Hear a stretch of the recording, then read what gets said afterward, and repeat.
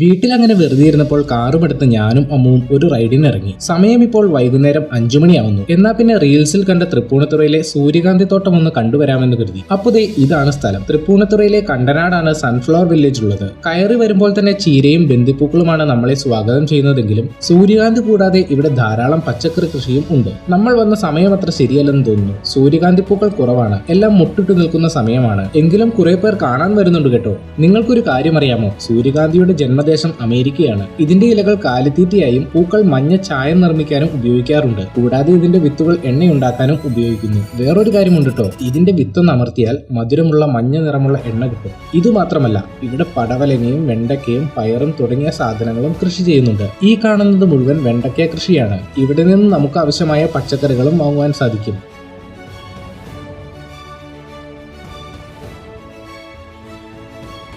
അപ്പോൾ ഞങ്ങൾ അവിടെ നിന്ന് ഇറങ്ങി. തിരുവാങ്കുളത്ത് നല്ല ബ്ലോക്കാണ്. പോകുന്ന വഴി ഡോമിനോസിൽ കയറി ഒരു പിസയും കഴിച്ച് നേരെ വീട്ടിലേക്ക്.